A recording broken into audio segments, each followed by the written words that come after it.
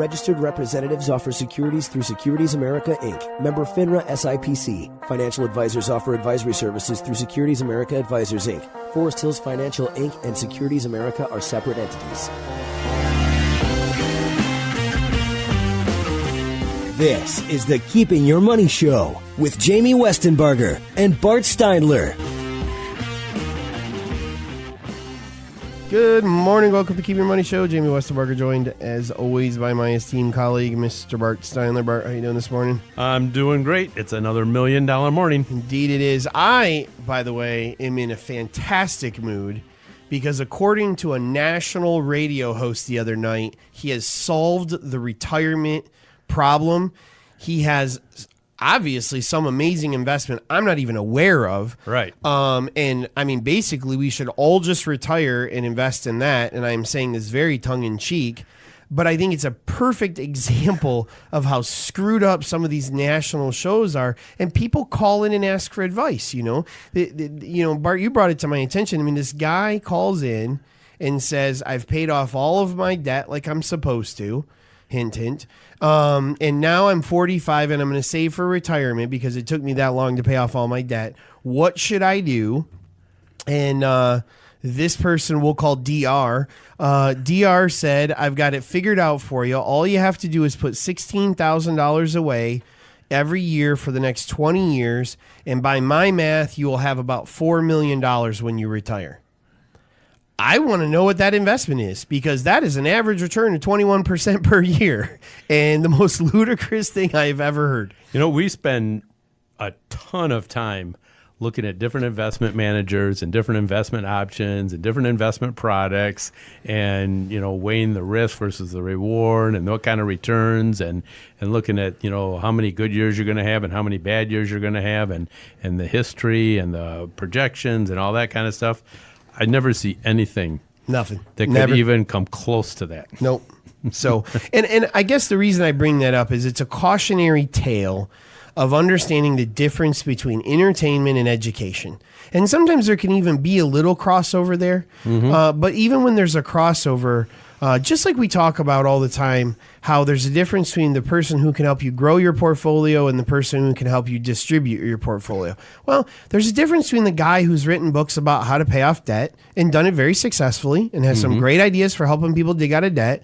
Probably not the greatest guy to go to for your actual financial planning advice, though, because he says things like this that make no sense. There is not a 21% return fund for the next 20 years. If this guy goes and does what he was told last night, when he's 65, he's going to have about 25% of what DR told him he's going to have, and he's going to be really upset.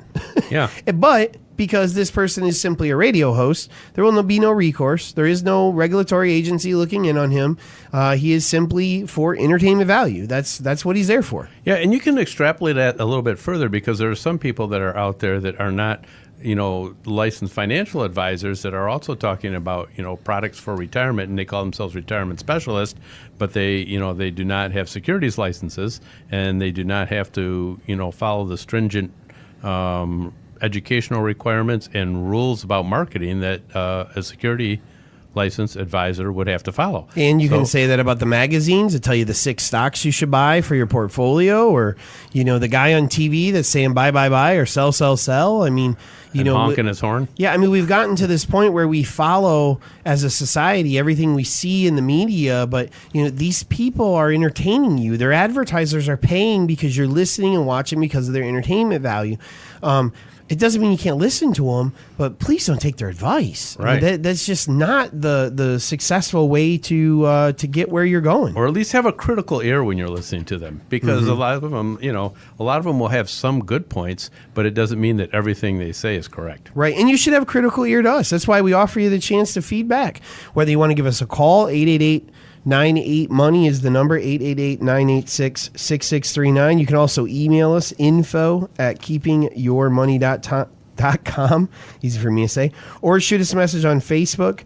You can find us at Keeping Your Money on Facebook. You can also follow the show. If you miss any part of it, you can find it on our website, keepingyourmoney.com, or any of our podcast partners, iTunes, Google Play, SoundCloud, YouTube, Stitcher, and Spotify. Just search for the Keeping Your Money Show. So we got a great show on deck today. We're going to talk about the path to becoming a 401k millionaire is easier than you may think, downsides of an early retirement, 5 ways a Roth IRA can ruin your retirement, and the scary amount that college is going to potentially cost in the future. All that and more right here on the Keeping Your Money Show. So the 401k, by far margins, the main crux of most people's retirement savings.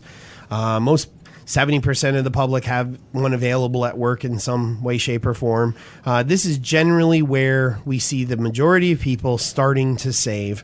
And I think a lot of times we see people start too late in those to really accumulate what they need to accumulate. Perfect. We had a guy in earlier this week. His wife's a teacher, and so she gets a pension from the state of Michigan. And we kind of just sat down and looked at, based on today's numbers, what her pension monthly payment is, and what would you need to save to create that amount of income to kind of give him a better understanding of what the value of that really was, right? And we came up with probably about $1 million, $1.2 million would be what you would actually need to save. I think we need to think more about that when we're looking at our employment situation and really, really look at how much do you have to save to get to the realistic number of what you would have if this were 30 years ago and your employer provided you a pension. And $1 million is definitely kind of the minimum mark we really should be shooting for, especially if you're sitting here listening and you're in your 30s or 40s. I mean, that really is going to kind of be the minimum number you need that to be. Right. So if you're looking on your roadmap and becoming a millionaire is your goal, and we think we should be looking at that, your vehicle to get you there very well may be your 401k. Especially, of course, you have to have a job at a place that offers a 401k. But that is definitely the way to get there, because a lot of times when you're putting money away in a 401k, they're going to match that money. Mm-hmm. So you're going to get some free money there. And you have the ability to put up to $19,000 a year away in a 401k.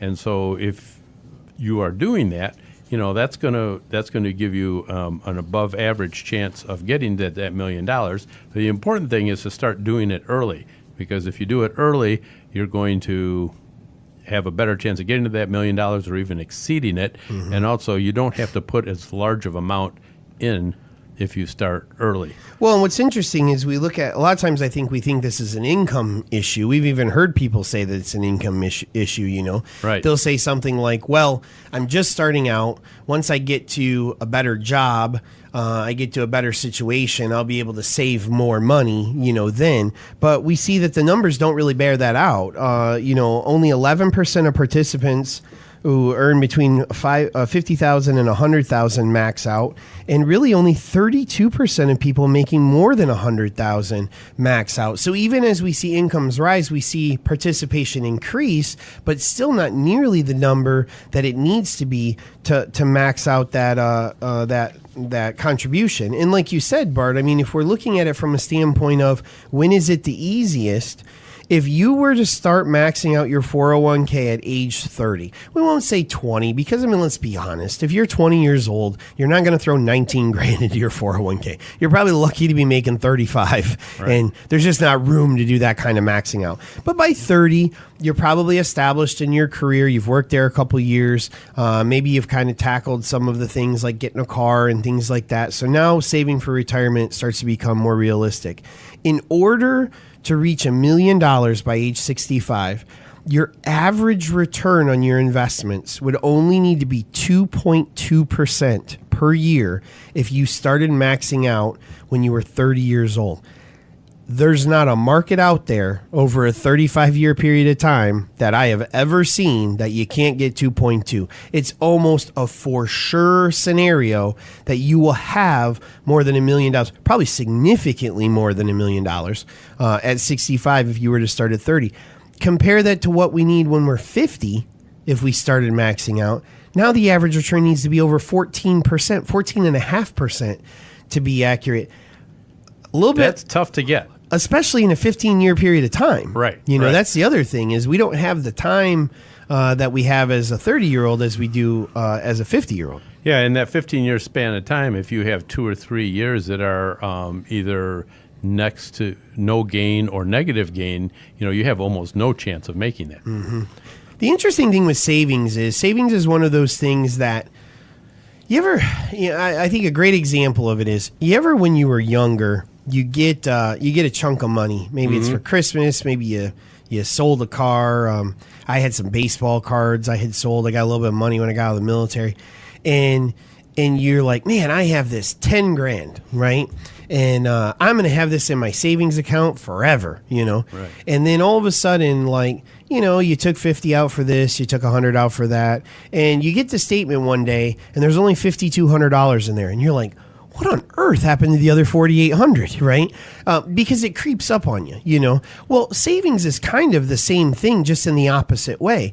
If you start saving as soon as you possibly can, and you incrementally grow that, eventually you can be at the maximum without feeling the pain of that. And I think that's what's great about this chart starting at 30 is if you start your first job at 22, make your goal that I will be maxing out my 401k by 30. That now gives you 8 years to build up to that. So you start with whatever you need to do, get the full match, and then maybe it's increase it 1% per year and half of whatever your raise is every year. You will be at the maximum before you know it, and you will not see a drastic impact on your overall standard of living because you got there incrementally. Right. A lot of people come in and they will present the scenario to us. Should I increase my house payments and get my house paid off early and then start saving for retirement? And this illustration is the perfect reason why you should not do that. Now, if you can put your full amount, if you're 15% of what you're making, or you're $19,000 a year, or whatever that is, and towards your retirement, and in addition to that, you can make extra house payments, then go for it. But otherwise, you got to make this a priority so that when you get to your 55, 65 years old, you're going to have that money that you're going to need to be equivalent to somebody who is getting a nice pension as if they worked in the public schools. Well, and I think a perfect example of that too is not even maybe it's paying off the house, maybe it's paying off student loans. I mean, we have to look at your student loan, your whole house payment. Those are fixed costs. You know what that monthly amount is. Whether you pay that over 20 years or you pay that over 3 months, I mean, I know you're paying interest, but I'm saying the monthly cost of that does not change. The cost to be able to invest, the cost that the lost opportunity cost of not investing early greatly outweighs the cost of interest, especially in this low interest environment we're in, that you're paying. So if you're staring at $50,000 of student loan debt at 4%, resist the urge to make triple payments on that because you'll feel better about it if you're not saving properly for retirement. You have to make that a priority. And speaking of school, coming up later, we're going to talk about the insane amount that the cost of college looks like in the future. And coming up next, we're going to talk about the downsides of an early retirement, something that maybe nobody really talks about right here on the Keeping Your Money Show.